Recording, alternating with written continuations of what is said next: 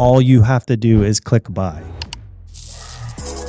Sometimes the hardest thing to do is the simplest thing to do, because so many people feel like, oh, I went to college, I got a master's, I got this, I got that. I, because of me, I am successful. They cannot let that go. They cannot let their ego down enough to just say, maybe this thing is far better than me, and all I have to do is buy it. It's like that quote, people get Bitcoin at the price they deserve. Yeah, that's the smart ass way of saying it, which I love, right? I'm a Gen X. I'm down with that, but I'm trying to give you the hopeful version. I love it. This is the first time, right, in history where retail had access to a top performing asset before Wall Street. Yeah. So they were never incentivized to sell this product because they didn't control it and they didn't own it and they didn't have a way to make money off it. You get sovereignty by helping other people find sovereignty. It's really a beautiful thing that I don't know exists anywhere else in human constructs. Just forget the price. It has nothing to do with the price. Yeah. There's only 21 million coins. The price is going to be high. Get over that. You're lucky to be here because Bitcoin didn't exist 15 years ago. And you were born at this point in time, and now you have access to it. You're lucky as it gets. Yeah.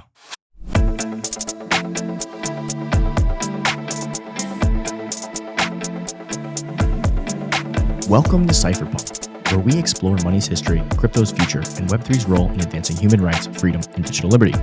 Today's guest is Tom Cruise. He came all the way in to see us. Top Gun, baby. I'm just kidding, but damn, you do look like Tom Cruise, man. Oh. The first time I saw you, I did a double take. But today's guest is Paul Tarantino, the new CEO of ByteFederal.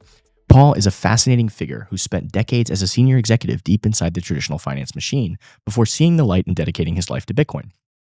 After years at places like UBS and as a VP at a 140-year-old trust company, he became known as the Bitcoin preacher, the water cooler evangelist trying to orange pill the old guard.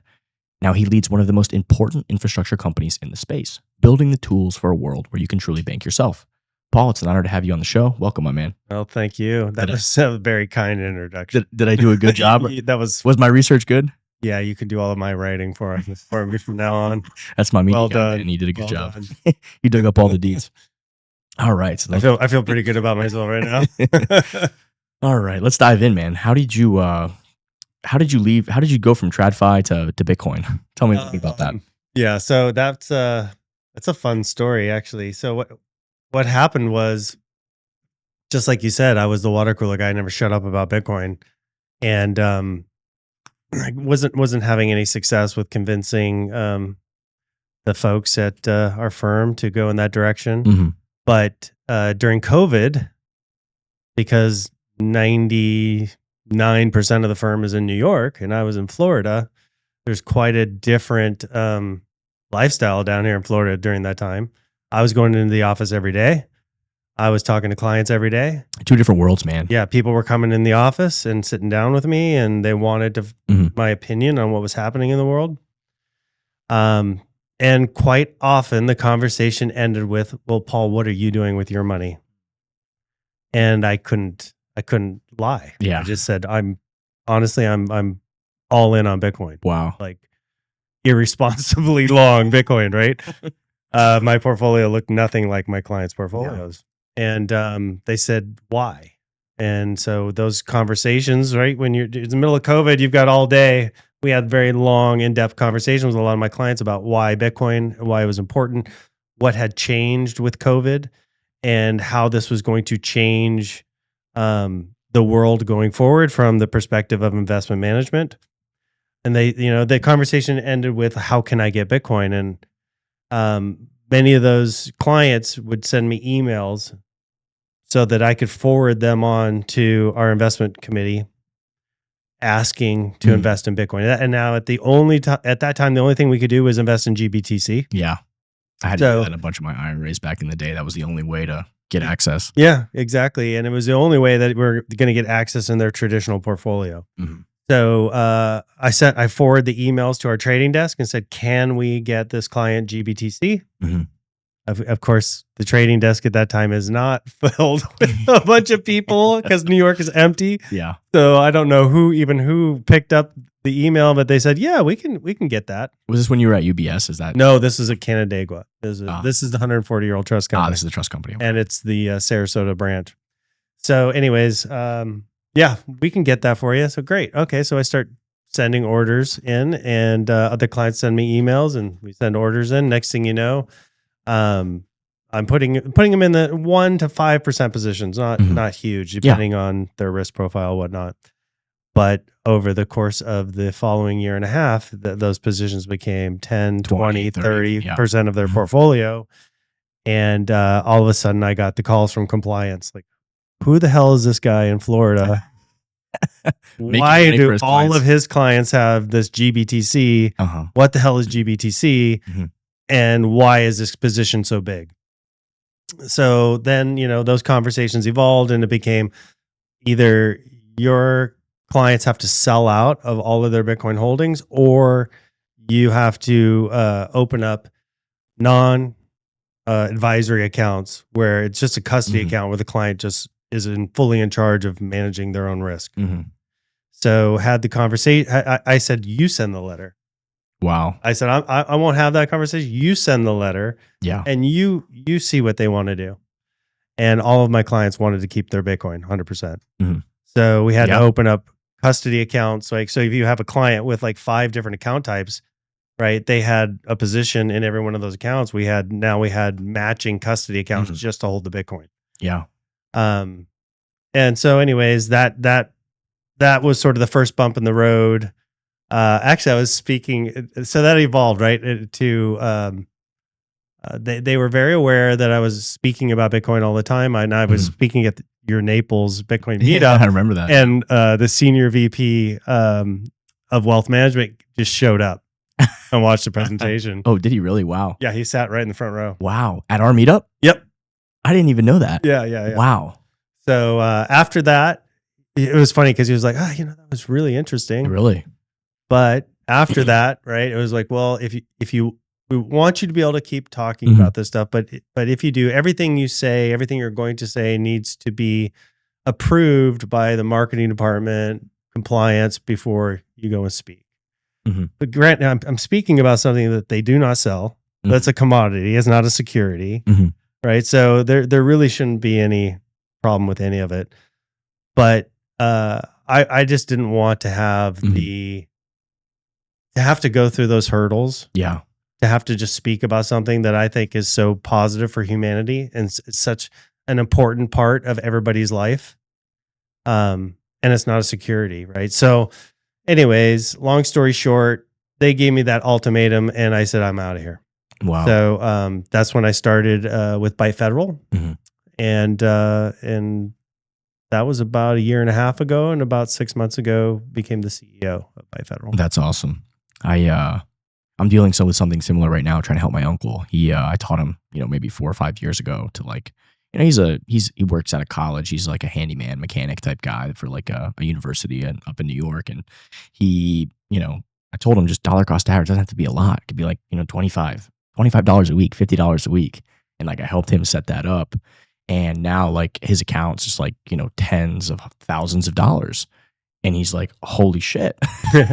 So he's got, I kind of help him with his IRAs, and I had him in like, tech stocks and also like only stuff he could buy in there. And, he like tripled his account value. And so now he's like coming to me because they forced him into something else and put him in all these bonds and all this shit. Right. So he's trying to like have me put his like what I want to help him with or whatever. He's like, Maddie, I trust you, you've done so well for me. Like, just help me, I'll do whatever you say.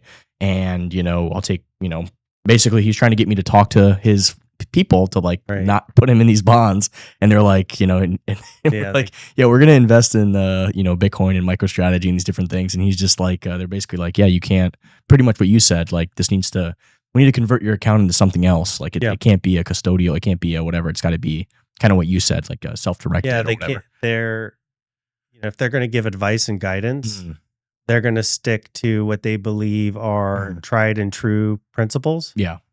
And they're not taking any new information into consideration about the way a portfolio should be adjusted. It's just for kind the of crazy. Current state. It's like a new of the asset world. class. It's like you're just going to put your head in the sand and just totally avoid. Well, it's worse than that in my perspective, because we're talking about things that happen on 100-year cycles, 250-year cycles. So the people managing your money today have never seen this. They can only understand this through the view of history. Yeah. And they refuse to take any of that historical data as to input as to where the world could be going in the next 10 years. Yeah. But if you do that, it tells you shouldn't own any bonds, period. All those historical events would tell you, get out of bonds. Yeah. I mean, if you look at the history of fiat currencies and, the inevitable collapse from 99% of them, even the 1% that survived just debased by 99.9%. Right. So, or even that, if you just look at every empire that's gotten to a position where the debt becomes the tail that's wagging the dog, then you know that default is inevitable, and that default is done through inflation. Yeah. And in inflation, we're right at that. We're right up. there. We're right there. It's like right around 120% GDP or something like that. And so this was the argument I was having, and during when COVID came, I was like, this is like, we just now printed so much money that it's unrecoverable. Yeah. Right. This is when Lynn Alden said the train started, and now nothing stops the train. Yeah. So this is it became evident the 60-40 portfolio allocation was dead. Yeah. I just finished the series with Larry Lepard on his book, The Big Print. Yeah, and that there was you like, go. the whole thesis. Yeah. And, I don't necessarily agree with every prediction he made, but I think at the end of the day, the overall message and theme is that whenever the next crisis comes, or whenever there's some excuse that the economy is not doing well, more money is going to be printed at a larger scale than's ever been printed, because every single time the print has to be bigger and exponentially bigger and exponentially bigger. Right. And that's literally what we've seen historically. Yeah. The other interesting thing is, with Bitcoin, I mean, what I can't grasp and understand when it comes to TradFi is we now have like 15 plus years of data on Bitcoin, and it is the best performing asset in all of human history. Yeah. I think it's fiduciary negligence not to have an allocation to this asset, this new asset class in investors' portfolio, from a Sharpe ratio standpoint of diversification, but also it's the best performing asset in all of human history. I mean, how can you not recommend a 1% allocation to no matter who you are, and hopefully somebody from Vanguard or some of these, gatekeepers that think that they can tell people what to do left and right. I mean, their customers can't access that, asset. This is just insane. It blows my mind. Yeah, I think you hit the nail on the head with gatekeeper. This is the first time, right, in history where retail had access to a top performing asset before Wall Street. Yeah. So they were never incentivized to sell this product because they didn't control it and they didn't own it and they didn't have a way to make money off of it. Isn't that fascinating? I always think about that. This is like the first, asset where the plebs front ran the institutions, and it's also the best performing asset in all of human history. Exactly, and so if you understand Wall Street's incentives, which are not fiduciarily aligned with you as much as you might think, that's the reason why I ended up at a trust company, because I wanted to be aligned. I wanted to sit on the same side of the table as my clients. Yeah. And I wanted to be their fiduciary. I did not want to sell them stuff and only have to worry about what commission I'm getting next and where it's going to come from. So that, but Wall Street doesn't work at that level, right? And Wall Street's looking at transaction, and they're trying to do as many transactions as they can, make as much money as they can per transaction. Bitcoin doesn't facilitate that until it got put into an ETF. Yeah. But the reason why I think they fought it so long too is because 15 years from their perspective is a very nascent asset, is the way they look at it. Yeah, I mean, if you take that, thought process, you miss out on half of the internet. It's you miss out on NVIDIA. Well, you're a lot younger than me, but I was Amazon and I started in the business during the .com boom, and they talked about the .coms much the way they talk about Bitcoin. Really? Wow. Yeah. Very similar. Yeah. I think it's fiduciary negligence, right? I'm not saying put all your eggs in one basket. I'm not, you can have massively outsized returns and diversification with, 10% and less of a portfolio to, high growth, high performance, innovative, technology, right? So What's interesting though, like during that .com bubble, all the shit coins, all the .coms that are no longer here, they were all pumped and dumped by Wall Street. Yeah. So we had our ICO boom in 2017. ICOs, all the ICOs, they didn't participate in any of that, and private equity was drooling over that stuff. Really, and I think that's part of what's happening now, that you're seeing treasury strategies being implemented by a whole bunch of companies. I think Wall Street is clamoring for that. Right, this is their Bitcoin.com moment. I think that there is going to be long-term passive allocations to some of these, blue chip projects. Bitcoin obviously is the future of money, the foundational layer of all civilization, I think. And then, some smart contract stuff that, Ethereum, whatever, these different smart contract platforms, there will be passive allocation. Bitcoin is the first one that's opening up the spigot. And we're seeing that with MicroStrategy, but we'll see it more as, the Wells Fargos and the Merrill Lynches, and that is added to the approved portfolio mix. Cause I think they're in due diligence process now at a lot of these places. And I think they're going to start recommending a small allocation. Yeah. Wall Street is very intrigued by crypto. I am not. And it's not that I don't think good things will come from crypto. I think crypto has a potential to do a lot of great things once we have the base layer of Bitcoin embedded into everybody's wallets. Yeah. Right. When that's the monetary backbone. Yeah, I think that. Then I think crypto will start to thrive and be able to build. We also need the not regulatory clarity. We literally need a whole new standard of what regulation means in order for crypto to really excel, to become the freedom platform that we really want to build those layers on top of Bitcoin. Part of it is why I'm so fascinated by, smart contract platforms like Ethereum and then Oracle networks like Chainlink is this idea of cutting out regulators, because in a lot of reasons, in a lot of ways, because you don't even need them. Because if you and I create a smart contract and it executes based off of real world data that's inputs, exactly what I meant. It's a computer that determines. It's like a vending machine. You put it. That's the best analogy for a smart contract, right? It's like a vending machine. You put a $1 bill in, you press B2, and out comes a candy bar, right? Like that's an automated process, right? If you don't put the $1 bill in, you're not going to get the get the candy bar, right? And if you put the $1 bill in, the machine is going to give you the candy. And bar. this is where the regulators are going to come in and they're going to say, well, whose dollar is it? That's what they're trying to figure out, right? Whose dollar is that? And until we change this this view of regulation, and I think AI is going to do enough damage to identity that we'll have to reassess KYC.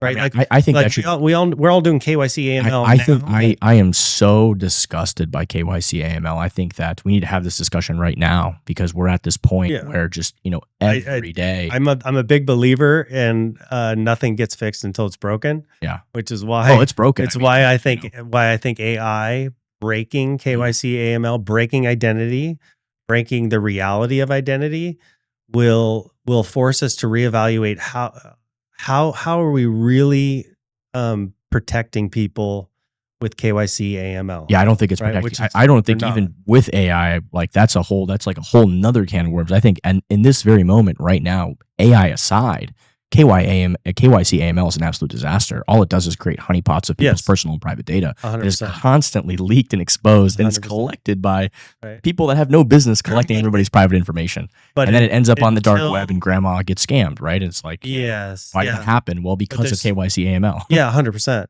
And there's the regulators, unfortunately, are still pushing that agenda as being very important. Yeah, to protect people. This is messaging, though. It's so important, and we need to get this message out that you're judging a policy by its intentions, not its outcomes, and that's it's a famous Thomas Sowell quote. That is that you just described our daily.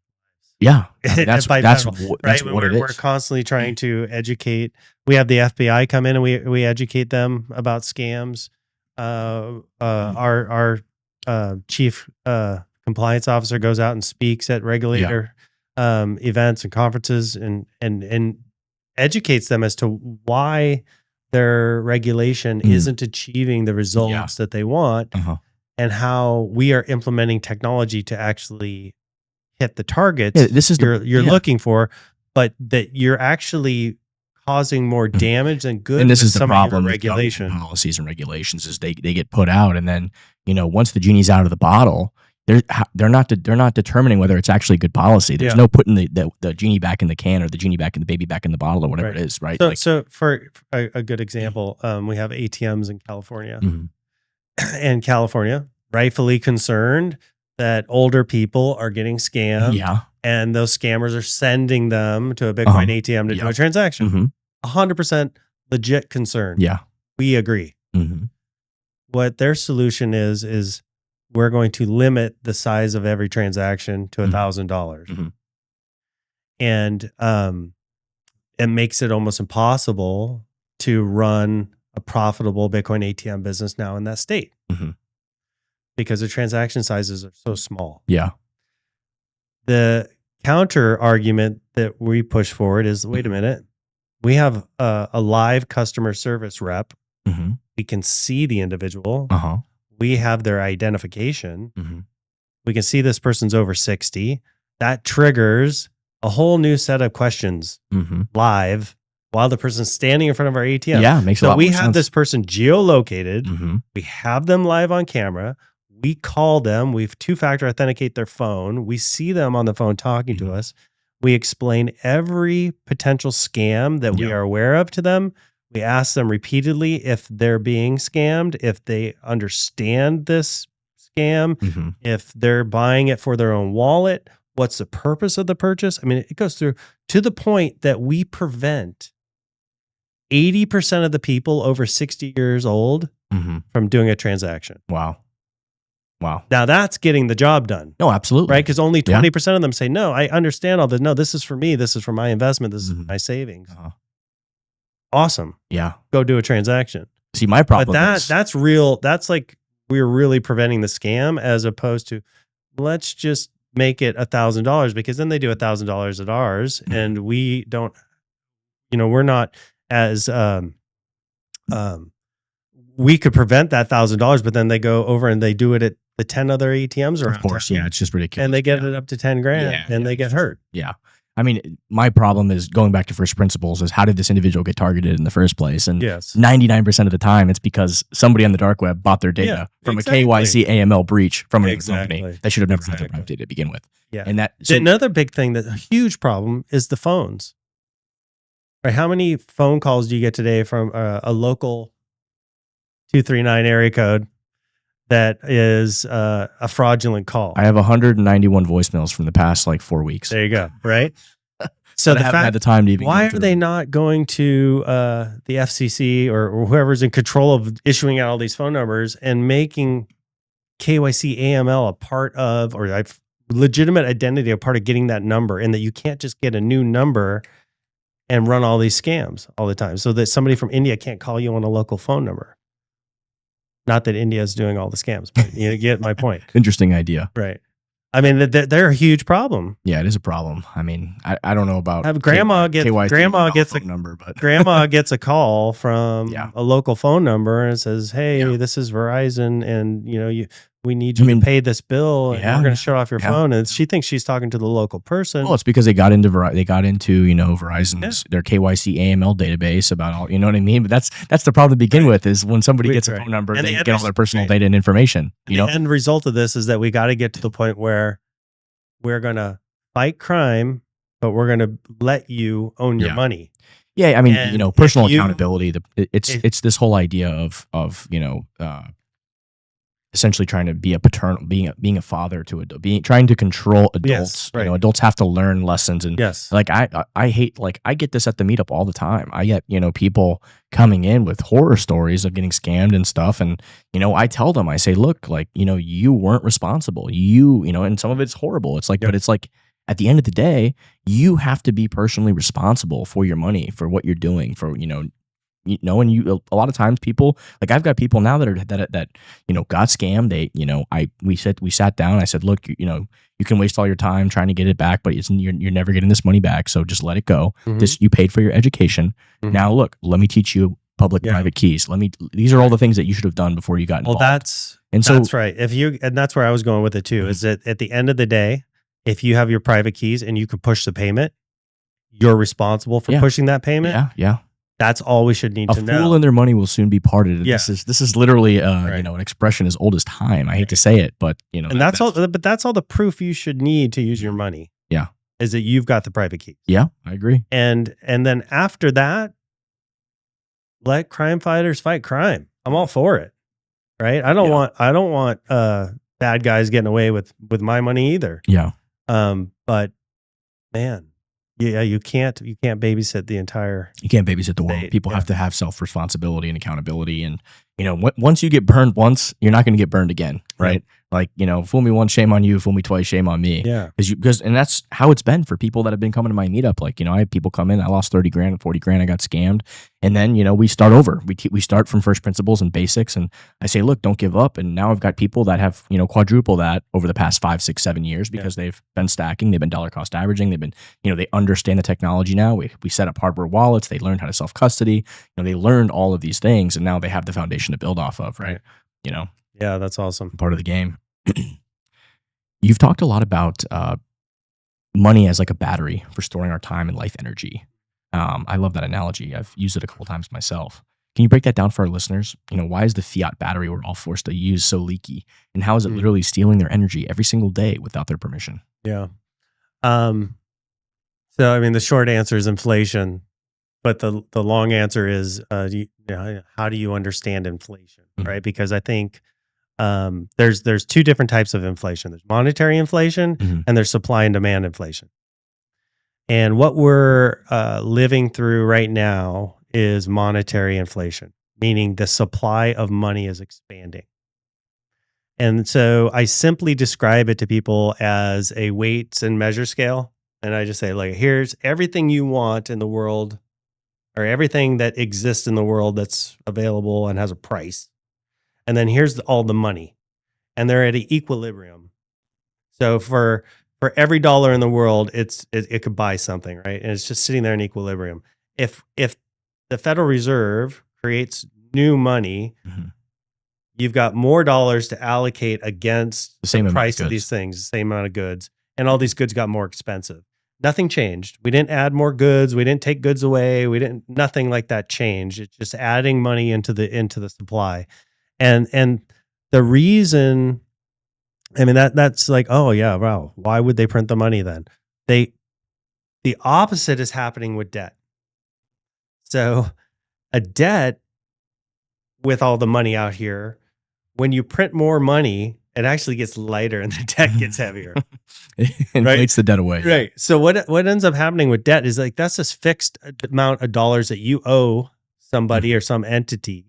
And if there's more dollars coming into the system in circulation, it actually becomes easier to repay that debt. Yeah. And the crazy part about this too is, and this is kind of like what some people are like, oh, this is good because it deflates the debt away. But in a lot of ways, the people who have access to even get debt to begin with are wealthy people. Yes. So exactly. They're getting wealthier. They're it's like a perverse incentive product of the system is that, those who have those, it's kind of like an extension of the Cantillon effect, right? Where it's like those who have access to the money printers and the spigots and borrowing the money, they can deploy that capital for cheap amounts of interest. The closer they are, and the wealthier you be, the wealthier you are, the more assets you have, the more you can leverage that to get yourself more assets, right? So it's kind of this perverse like system where the people who haven't made it, who are working hard, their life energy is being stolen, and it's funding the wealthiest in our society who have the most access to capital in the capital markets. Yeah, and this is why, from a macro perspective, Bitcoin is so important to have in every portfolio. Is so important for everybody to understand, and the reason why we become these water cooler preachers, right? Yeah, man, trust me, I hear you. This is like, I think, the most important message of our lifetimes. That's how I feel. And this happens, when I was saying earlier, this is like a 100-year, 250-year cycle. Like this is, history has shown us that when a government gets itself into a position, especially a government that can print its own money, right? Gets themselves in a position where the debt is so large that they can never fathom repaying it.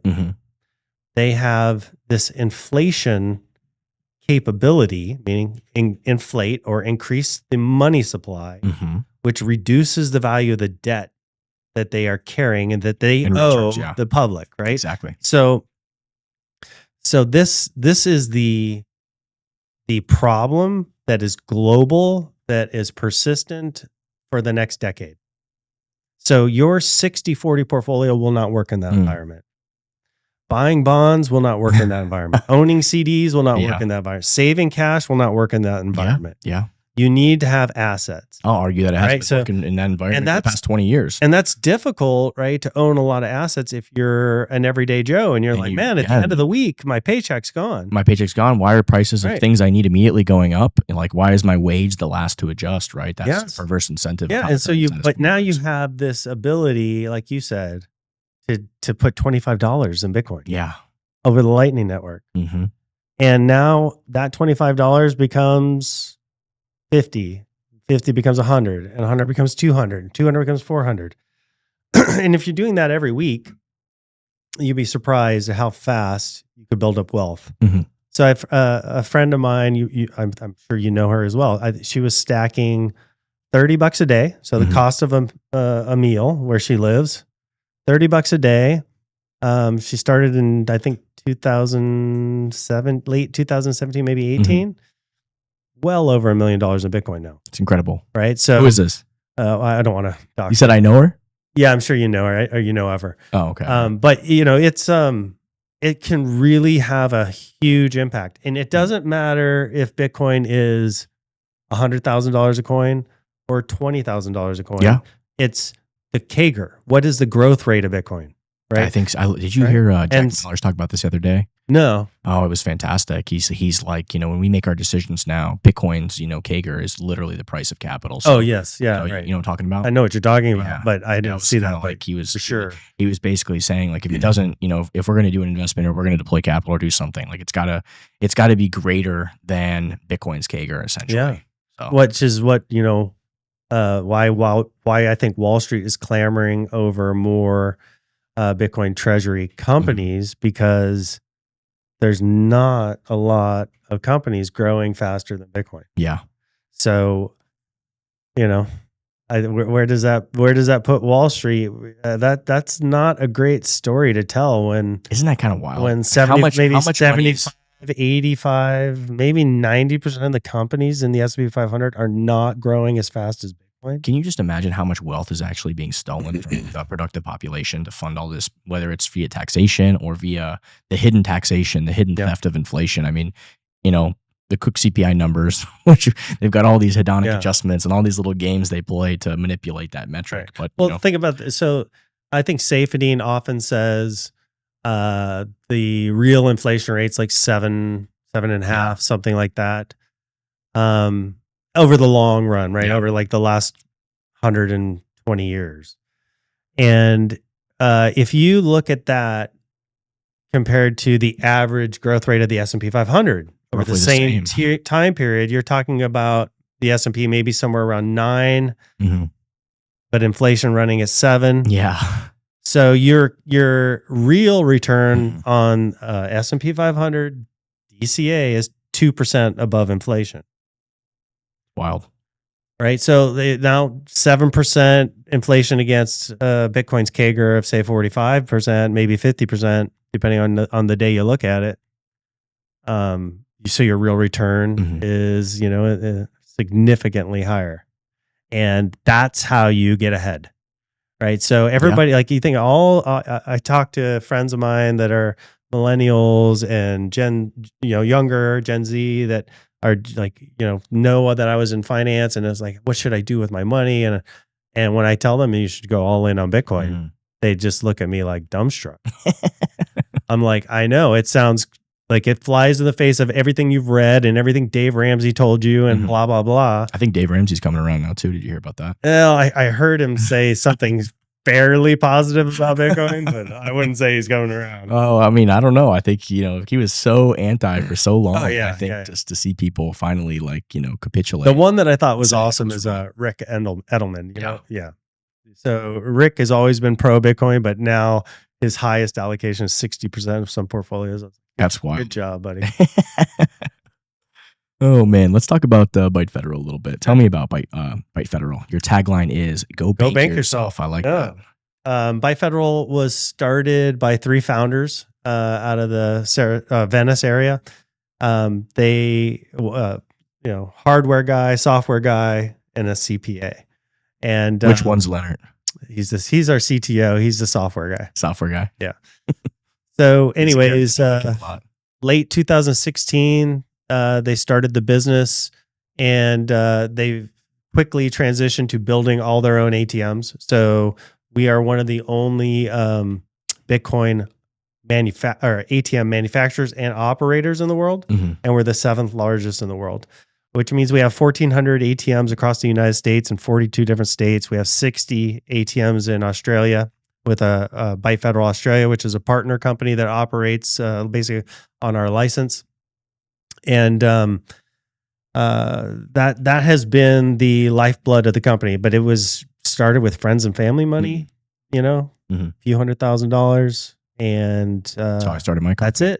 That's it. They've never raised capital after that. They did 104 million in total gross sales last year. And that's all coming out of the ATM network. Oh, that's incredible. And we are in the process now. We have a non-custodial wallet for our ATM users, so they can hold their own keys, they can hold their own coins. But we are also launching a custodial wallet, which will be a new product pipeline for us, because we feel like there's going to be a sea of new people coming to the space buying their first Bitcoin. Yeah. And we have that capability with the ATM. We want to give that capability to people that want to use their checking account. So with the wallet, you connect your checking account, use Plaid, bring dollars in, buy your first Bitcoin. It's custodied for you. It'll be live in all the United States and any non-sanctioned jurisdiction outside the United States. So super simple, super smooth and easy. And then as you build up those balances, you'll be able to transport those coins to the vault, which we changed the name of our non-custodial wallet to ByteVault. And you hold your own keys, open as many wallets as you want. All of our products are Lightning enabled, and including the ATM. And we also have a POS system that's in beta, and we're working on some real estate transactions with that POS system through NEO, New Estate Only, which is like an MLS for the large developers in the world. Interesting. So you guys are still doing the point of sale system stuff? Yes. Somebody mentioned you guys might not be doing that anymore, but I don't know how. No. We have it. It's just in beta. We really need to, before we can really push it out, because we have MTLs in 14 states, but to really push it out, we need it fully functional across all 50 states. Because you're doing money transmission. You might have somebody in New York buying something in Texas. You need to have that coverage to be properly operating. New York's pretty difficult. Yeah. So, by having all the licenses, then we'll be able to properly push that out. Go bank yourself. Yes. Pretty cypherpunk. I like that. Yeah. You have a unique perspective, working on adoption in the U.S. while also helping companies expand in places like El Salvador. What can the U.S. learn from the grassroots, necessity-driven adoption happening in Central America? And what are the biggest mental hurdles to adoption here that they simply don't have there? It's a tough one. I don't know. I've been to El Salvador a few times, and I think there's pros and cons to the adoption, and I think there are different types of adoption. The way I'm looking at it, right? So what I see in Latin America, South and Central America, is a need to bank most of the population. I think El Salvador was like 70% unbanked. Wow. So delivering store of value Bitcoin to those folks didn't really help them that much. And the volatility really set back some of the adoption there. Now, you can see other countries where they weren't pushed so fast into Bitcoin. Now, like Bolivia, Argentina, others that are starting like on the shelves, pricing USDT, right? So they're moving into digital, but they're moving into this digital format in a way that like oh, I get actually a much better checking account. Mm-hmm. I get a checking account in US dollars as opposed to pesos. And my local fiat's inflating at 45%. The dollar's only inflating at 7%. This is amazing. Yeah. Now I have savings. Now I don't have to spend all my money immediately before it gets inflated away. I can actually save some of this. Now, if I'm saving in USDT, what's the next step? Right. So I think there's an order of operations, especially with the underbanked populations, where they will benefit immediately from USDT, and then they will grow into a Bitcoin mindset. Yeah. Here in the United States, I think it's just the opposite, right? We have a fairly decent banking system, as much as we like to complain about it, compared to the rest of the world. Right? Half the planet's unbanked, so we have 3 billion. we have access to credit cards and debit cards and loans and all this stuff. So from that the adoption happening here is mostly store of value adoption, and people are looking at, maybe I'm not achieving the American dream I wanted to achieve, and maybe this is a way to get me there. I'm not building wealth as fast as I wish I could. This doesn't seem like it's working for me. The traditional 401k program. So maybe I should explore a different type of store of value. And I think Bitcoin is adopting it, or being adopted in the United States mostly in that fashion right now. The phrase late stage capitalism gets thrown around a lot to describe the decay we see. But many Bitcoiners, yourself included, argue we're in a late stage central banking. What's the difference? And why is that distinction so critically important for people to understand the real problem we face? Because I think late stage central banking looks a lot like communism. Yeah, I mean, that's, I think it's almost even worse than communism. We're so it's far. Like crony capitalism is like, you kind of socialize the losses and privatize the gains. Yeah. Right. I guess is the same. That's pretty much how communism ends up regardless, even though they say it's not. Right. Right. We're so far from real capitalism. Yeah. And free markets. Yeah. Free markets are. Yeah. It's not. Thank God. I think Bitcoin is the only free market. It's like the last front. I feel like, crypto in general is like almost like the last frontier of actual true capitalistic freedom in a way. Yeah, and I mean, like if you're waiting every couple of months to hear what Jerome Powell is going to say about interest rates, you're probably not in a free market. Yeah, right. If it's that important. Well, I mean that's the damn truth. I mean, the most important asset that underlies all of capitalistic society is the money and the price of money, right? So if like that is controlled by a communist board, and so why is it? Why is the price of money so important? It's because we no longer live in a real economy. We live in a refinancing economy. Yeah. So if every so often everybody's like, oh man, I have to refinance this before it's too late. Where can I find the best refinancing deal? Yeah. And that's happening across individuals and corporations and governments. Right now, we push that all the way up to the U.S. Treasury. Yeah. Like, why do you think Scott Bessent and Donald Trump are just hammering Jerome Powell on anything that they can come up with, right?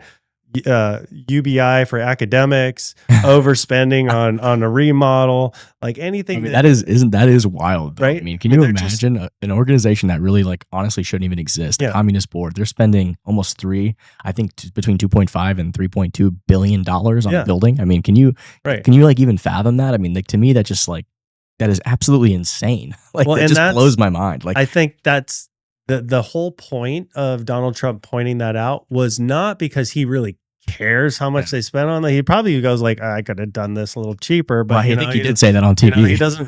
He's like, what did he say? That was classic. Did you see that whole interaction where he's like, Mr. Magoo in the corner going, Mr. Magoo, we didn't. He's like shaking his head. You included a different. You included another building. That was another $700 million. Like, no big deal. Don't look over there. Don't worry about that.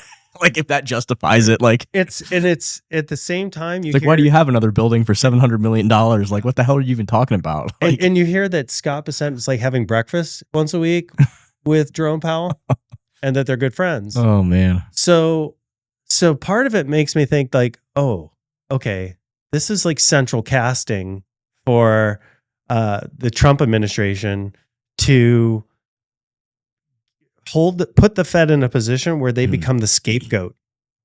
Because I think there's a case to be made, and Tom Luongo makes this case really well. We spoke last week, and it's on our podcast, and he was really good at pointing this out, that there's a case to be made that they really want rates high because that kills the Eurodollar market and it destroys the London banks, which have been the tail wagging the dog for our monetary policy for forever. Now that's an angle I haven't heard before. Can you unpack that a little bit? Yeah. So right, prior to SOFR, right, we were on the London interbank or overnight lending LIBOR, rate. is it LIBOR? Yeah. LIBOR, okay. And interbank over.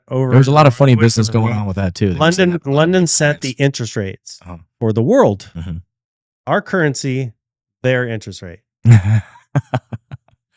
And their banks, which are in the city of London, right? They're not in England. They're in the city of London, which is like Delaware. It's like the Vatican. It's a whole nother world with its own rules.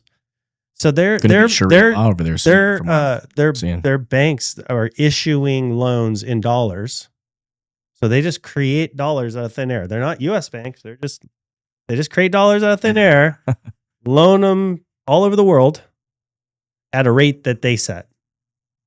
And then when the shit hits the fan, hey, Fed, will you buy all this debt?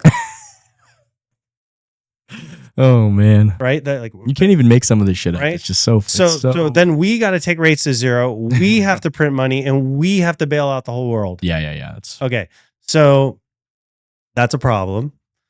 What happened was that we switched to SOFR. We shut LIBOR down, gave them a notice a few years back that this was going to happen. They got caught manipulating some stuff, and that was, I think, scams. Again, that's central casting, right? It's like we knew they were manipulating the rates for years. It was just like, this is the nice excuse we need to we need SOFR now. Yeah, this is the whole thing. Their whole reason for SOFR was to kill this Eurodollar market because we couldn't afford to bail out the world anymore. Yeah. So we implement SOFR, which now means the United States is setting its own interest rate, and we're keeping rates high, which is draining liquidity out of all these markets that were supported by these London banks. The zombie markets, really. Right. So if we're sucking liquidity out, it's making it more difficult for them to operate. Right. They're going to then over here, they're saying, now you just keep rates high, Jerome. You just keep punishing everybody offshore. So they need to make deals with us. And in the meantime, we're going to pass the Genius Act, and we're going to get a bunch of companies to issue stable coins, and we're going to really push the banks that they should be creating stable coins. And a stable coin, they don't need the Fed. They buy treasuries directly, straight from the cent. Yeah, no doubt. So they bypass the Fed. Yep. Right. So the Fed, in a stable coin driven world, the Fed becomes less and less relevant. Yeah. You just set the interest rate for the cost of money to the government. And if you keep rates high, it'll kill our competition, which will allow us to push out stablecoins globally to replace the Eurodollar market that we're killing. So to me, it looks like they're orchestrating an end around game where the Fed's last and final purpose will be to put so much pressure on the Eurodollar system that dollars flood out into the global markets because stablecoins. Fascinating. And then they get to be the fall guy. They get to be the patsy when we finally get a recession in the United States, and Trump can say, Jerome, you should have lowered rates sooner.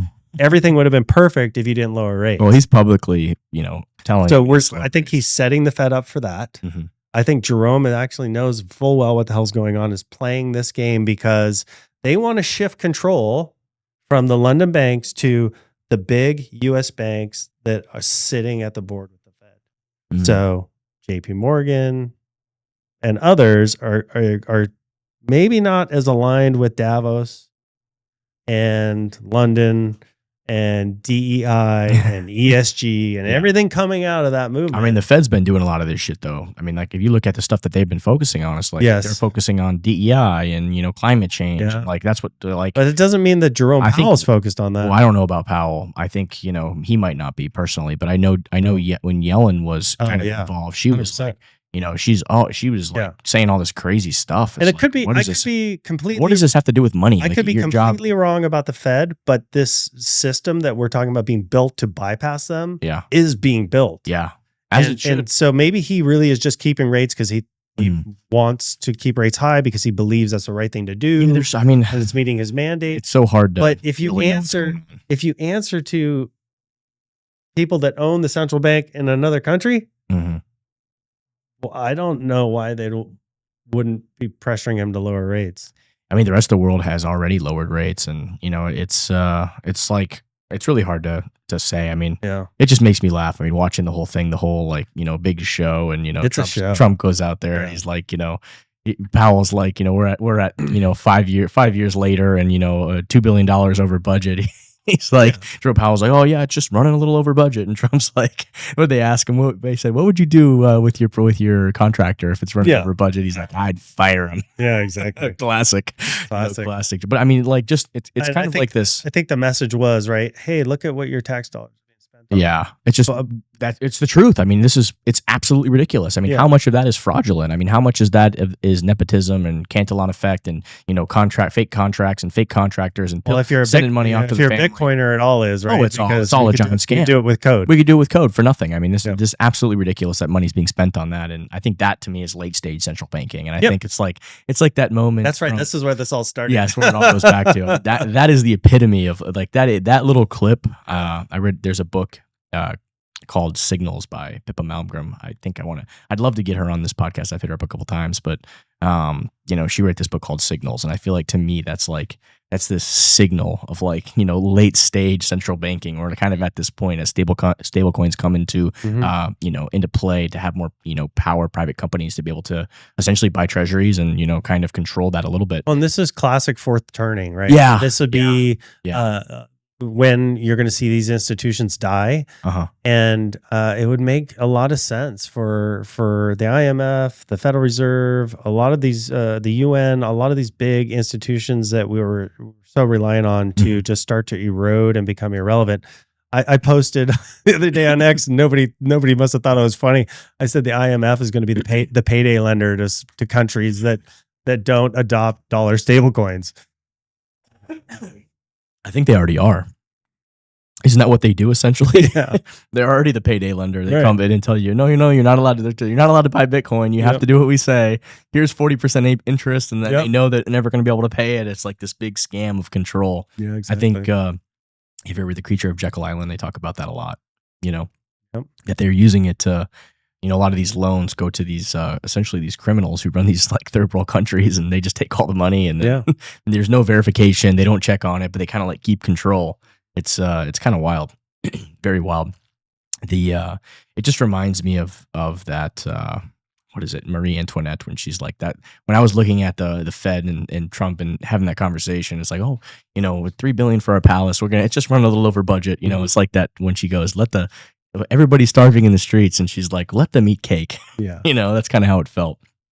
Let's talk about actually, before we move on, I want to ask you, what do you think about the rate? Do you think that Powell's playing political games? Like, what is your opinion? Do you think he should lower it?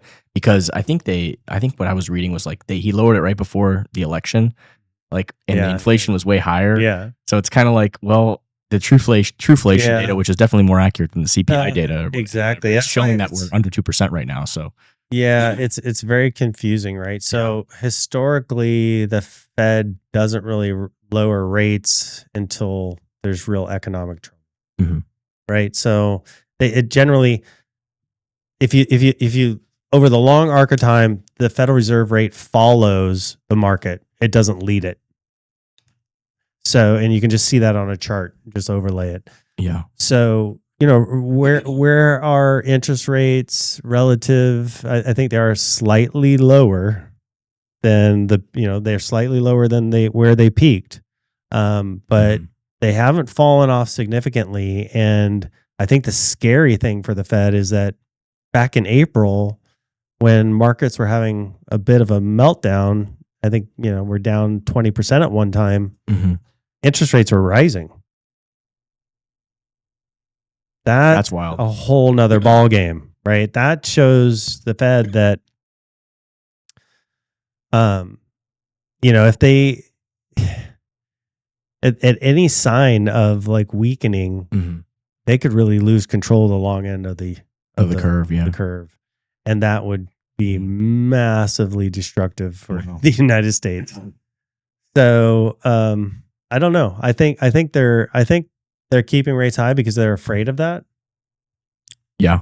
And I think therefore it will take a bit of a catastrophe before rates come down significantly, and it'll be met with an extreme amount, as like Larry Lepard says, an extreme amount of printing. Yeah.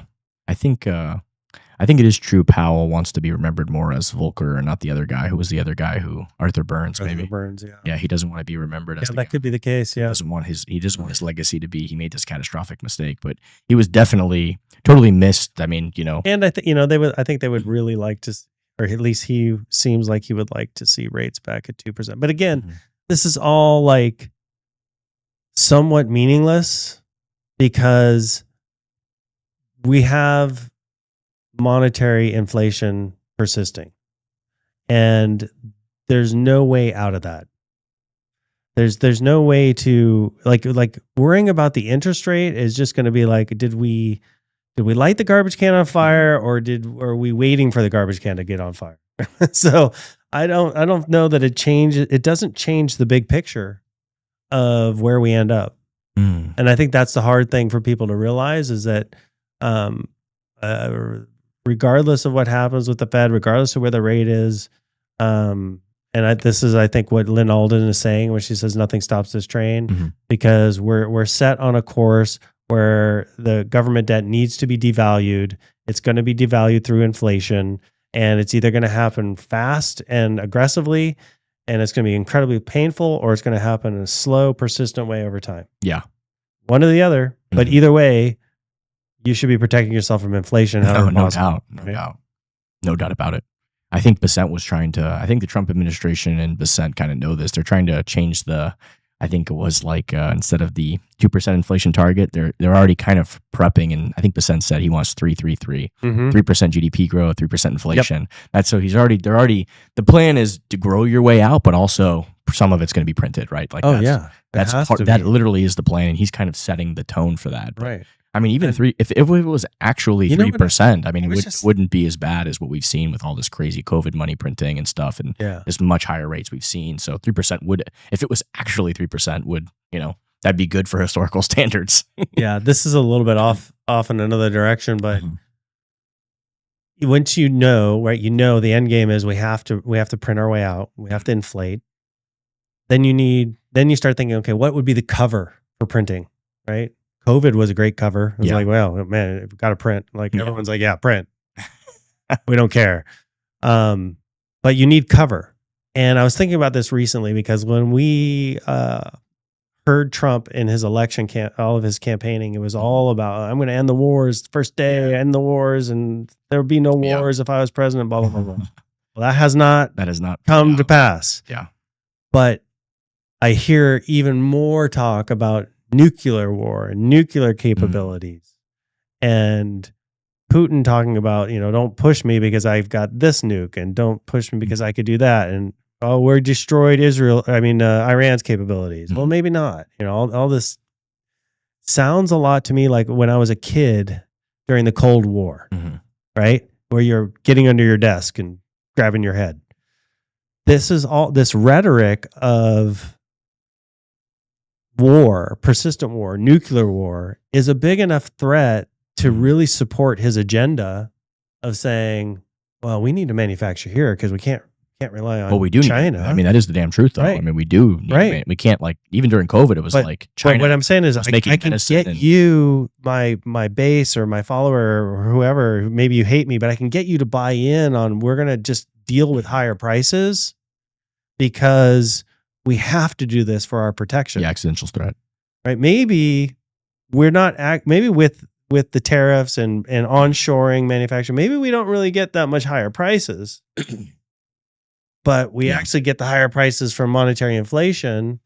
But now he's got the cover of this new Cold War, and people just accept it as something that we have to do. Yeah. As opposed to pointing the finger of blame at the government for monetary inflation. Of course. Right. So I'm kind of like always looking around like, what's the cover story? Yeah. What's it going to be next? Right. What's the new cover story in order to print? Yeah. I mean, during COVID, I think China stopped selling us, medical equipment and medicine and stuff. It was like, we realized, holy shit, there are some systemically important industries that we have to manufacture here. 100%. Right? Like it's national security. Like that's the only. But we could be yelling at how China's, evil, while at the same time we're actually, I'm not saying we could be even in the future buying rare earths from them. Yeah, right. I mean, like right now they have that. Like you could have a Cold War with Russia, and Europe could still be buying Russian oil, right? Yeah. So that's what's happening. I mean, that's like kind of. You need that cover story because then it's the evil guy over there. I think they're putting the pressure on India now because they're buying most of the Russian oil. So Trump's trying to find that pain point, and try to cut that off because the leverage right now is Putin doesn't seem like he wants to play ball. I mean, obviously, political games aside, I mean, it's an exaggeration to say you're going to stop the war on day one. It was like, it was like free Ross day one, and then like he freed him like day 1.5. And like, Trump lied, it's like he's a liar. It's like, okay, come on, man. Same situation here. I mean, he's been trying to end that conflict, but Putin doesn't seem to. I think they're playing it carefully. I don't think Putin hasn't really, responded angrily at him. He, because the crazy part is that if Putin just like played ball and like, gave up a concession and ended the war, like their economy would it would be opened up. Trump would renegotiate like a deal to open up both economies, and the Russian people would thrive because we'd have more trade. We'd buy more of their oil. We would do all these different things. But he's I guess Putin is really he's really focused on these conquests, and he's stuck 70 years in the past. Yeah, but Russia was in a lot of ways. He is talks a lot about the problems with the globalists. And the globalist agenda. I think Trump is aligned with him on that. I think there's a lot of common ground there. Yeah. And he's not wrong about what he's saying there. Right. But, it's obviously I don't know enough about it to really speak thoroughly on it, but it's interesting when you see those alignments, and I think Trump's always willing to make a deal. Yeah. So I sometimes feel like the bigger picture is trying to free all these continents, like Asia and the West, from the pressures that the globalists have been putting on the entire system. And under that light, I think this is what Tom Longo would say. Under that light, you can justify or you make the case that the higher interest rates are meant to put pressure on that system to try and break it. Interesting. Because if you go back through history, right? But Trump doesn't want those interest rates. At least that's what he's saying publicly. He's saying publicly. Yeah, but is that just to set up the fall guy? I don't know. When we get the recession? We don't know. None of us know. We're just spitballing, right? Yeah. None of us know. Yeah. But if you go, the thing that we do know is that if you go back to the Revolutionary War, the War of 1812, the recent, last century's world wars, at the center of all those wars were these London banks, right? Profiting from both sides. Both sides, yeah. And some would say using intelligence agencies to set those, spark those conflicts. So from that perspective, you could see how removing that power structure would benefit humanity in a huge way. And it seems to be that Trump and Putin are aligned on that mission. So, does that mean that the Fed's future is limited? And if it does, what they're orchestrating with stablecoins sure seems to signal that they're trying to build a way around the Fed so that we don't fully rely on them. Mm-hmm. That requires getting a bunch of other countries to start using the dollar, like Argentina, like El Salvador. Like I think it'll be better for Bolivia, the people there who have hyperinflating currencies. It's going to benefit everybody. Right? You get all of the global South using USDT. Mm-hmm. Yep. Now you drive Bitcoin up. Mm-hmm. The more Bitcoin goes up, it correlates with how many stable coins are in circulation. Yeah, because there's more attention on the crypto market in general. Right. So if we eventually get to the strategic reserve and we drive the value of Bitcoin much, much higher, that's going to include the issuance of far more stable coins. And that allows our treasury to sell bills. Yeah. En masse. Without the Federal Reserve. So I almost feel like these are all like the green shoots of the fourth turning that are going to be really in full blossom in several years. And between now and then, we might see the Fed die. Those are some interesting rabbit holes. I guess this takes me to my next question and how do you feel about the phrase Bitcoin is for everyone? Bitcoin is for your enemies. Yeah, I agree with it. Yeah. I agree with it too. Yeah, I love it. I think that makes for actually a more unified world. I think you're right. Because the idea that I think is so beautiful about Bitcoin that is I can't think of any other example in life or history where you benefit by more participants in the network, right? So network effects is massive. What business do you benefit from by teaching everybody else in your town to run that business? It kills your business, right? It reminds me of Max Kaiser's foreword in Larry Lepard's book, where he basically says, once you own Bitcoin, Michael Saylor, Jack Mallers, all these people now work for you. I love that. Right. So to me, there's nothing else quite like it, where you get rich by helping other people get rich. You get sovereignty by helping other people find sovereignty. It's really a beautiful thing that I don't know exists anywhere else in human constructs. You've noted that historically, this level of wealth disparity leads to violent communist-style revolutions. How specifically does Bitcoin offer a peaceful way to prevent that cycle from repeating, and what role does keeping it decentralized play in that? So I think it does that in a couple ways. One, you can obviously opt into Bitcoin and put yourself in a better position. Right, so that you're less inclined to take a violent action because you're more abundant. Number two, in this monetary inflation environment that we described, right, you're gonna get a massive divide between the haves and the have-nots.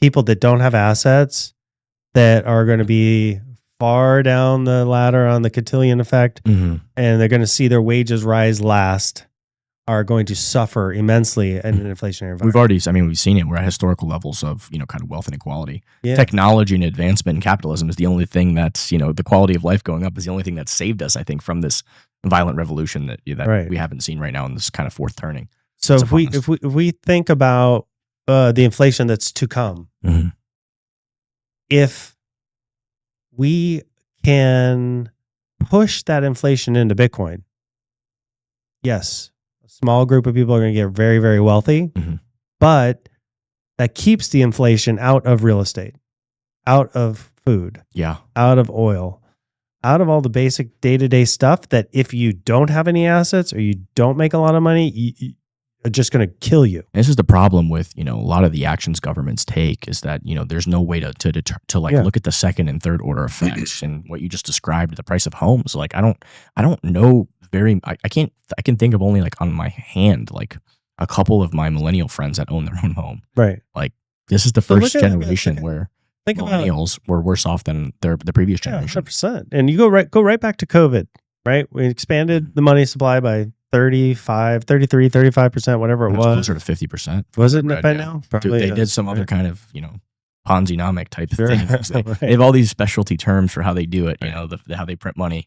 Right. I'm joking with Larry about this. It's just with how much they printed, you saw everybody's food bill go up, Uh-huh. gas bill go up, real estate went through the roof, rents went up. I mean, it just was devastating to people. But you got your $1,200 check. But you got your $1,200 right? check. And so imagine if at that time we had a Bitcoin standard society. It would have absorbed all of that, and Bitcoin would have gone up in price, and nothing else would have moved. But there, that takes so many people have to understand that Bitcoin is this monetary sponge that will make living so much more affordable, right? Jeff Booth describes this in detail. Obviously, not enough people have read the book, but I'm trying to get Jeff to come in here. We've been going back and forth for a while. I want to do a series on his book next. Yeah. I mean, it's super important to understand, because if we have... So Jeff, if you listen to this, get back with Paul so we can set something up. Yeah, come on, let's go. Confirm for August.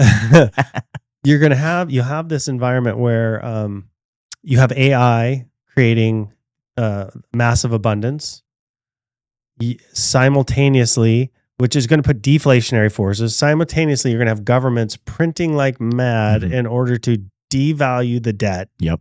Which would normally create massive amounts of inflation. But AI isn't going to immediately fix how much corn is in the ground and how much, how many houses are being built, how fast they're being built. Anything with a lot of regulation around it is going to give a shit about AI. So you're going to have a lag, right? It's going to go after certain things. It's going to create some deflation, but it's not going to create enough deflation to stop this monetary inflationary pulse. If then the rest of that gets funneled into Bitcoin and Bitcoin accelerates, yes, you're going to be less likely that these people are going to suffer immensely during this inflationary pulse, and therefore you're going to have a more civil transition.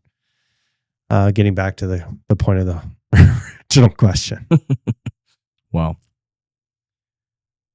Before we close out here, I think I read something about you guys are going to participate in Bitcoin for corporations at ByteFederal. Yeah.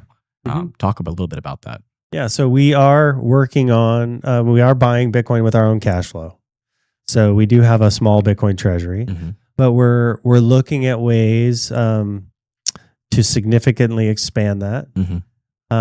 And we are in the process of going towards an IPO.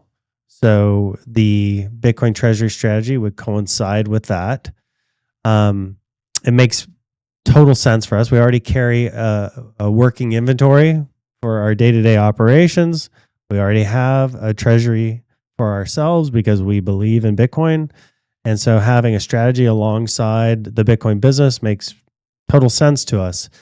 And we understand that 45% plus CAGR can get us to a larger market cap and give us more strength in the public markets than if we weren't doing it. So yeah, that's the goal, and that's why we joined Bitcoin for Corporations. Oh, fascinating.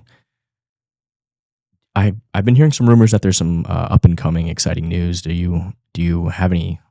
What's next for you guys? What are you working on? The wallet is really the main thing, and then after that, our real estate platform will be a big focus. Real estate platform. Tell me about that. Yeah. So NEO, which is new estate only.